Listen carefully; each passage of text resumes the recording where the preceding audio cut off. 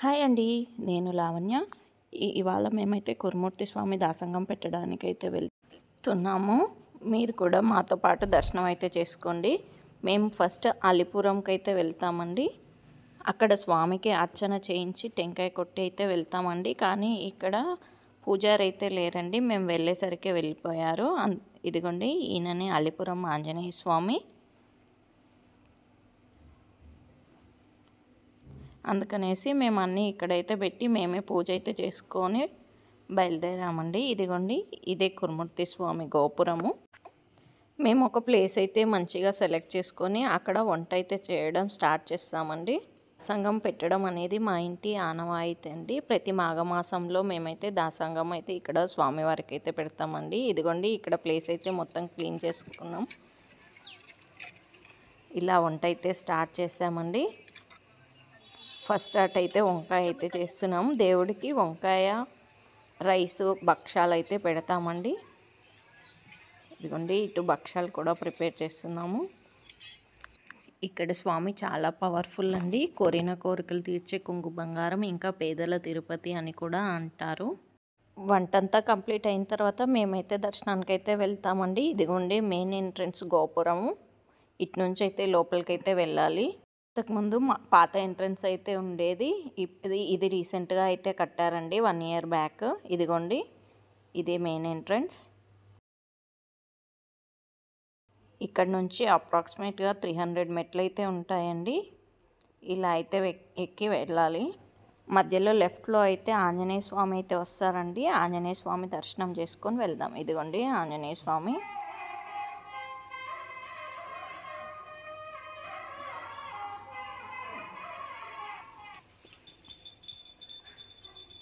ఇక్కడైతే టెంకాయ కొట్టి హారతి ఇచ్చి అయితే బయలుదేరుతాము.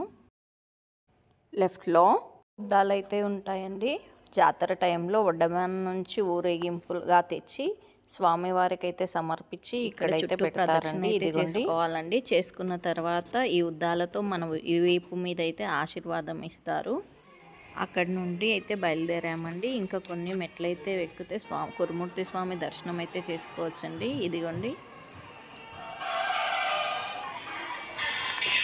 ఇదిగోండి, ఇక్కడ టెంకాయలు అయితే కొట్టుకోవాలండి. ఇక్కడ స్వామివారి ప్రతిమ ఒకటైతే ఉంది.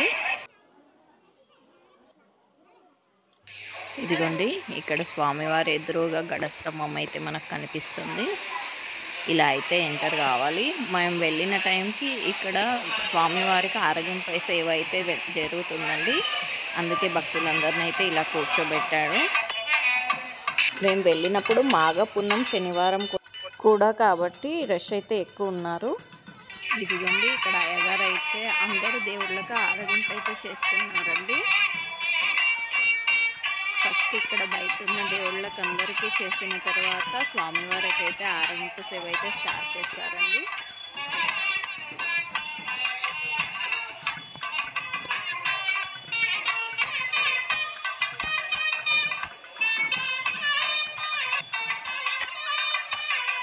ఫస్ట్ నైవేద్యం అయితే పెట్టి ఆ తర్వాత ధూపం అయితే వేస్తున్నారండి అయ్యగారు.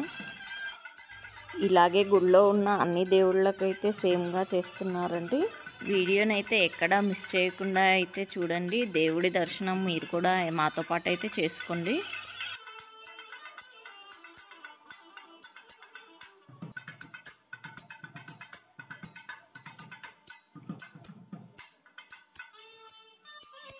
ఇదిగోండి, ఇక్కడ ఈ దేవుడు అయితే స్వామివారికి ఎదురుగా అయితే ఉంటారండి.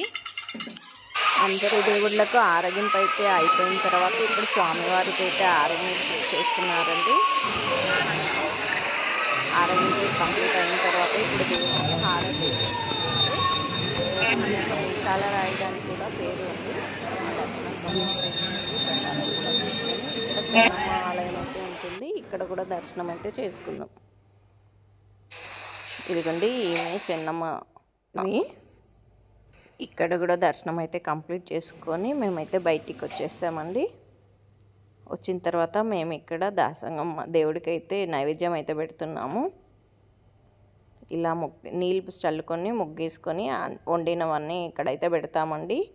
దాసరోళ్ళని పిలిస్తే వాళ్ళైతే వచ్చి ఇలా అయితే బొట్లు పెట్టి నైవేద్యం పెడతామండి. వాళ్ళు వచ్చినప్పుడు తీసిన క్లిప్పింగ్ అయితే ఎక్కడో మిస్ అయిందండి. మేము చేసిన పూజా విధానం అయితే మీకు నచ్చిందని అనుకుంటున్నాను. కంప్లీట్ వీడియో అయితే చూసి please like, share and subscribe to my channel. మేమైతే ఇలా చేస్తాము. మీరు ఎప్పుడైనా కురుమూర్తి జాతరకు వెళ్ళారా, దాసంగం పెట్టారా, మీరు ఎలా చేశారా అనేది నాకు కామెంట్ సెక్షన్లో తెలపండి.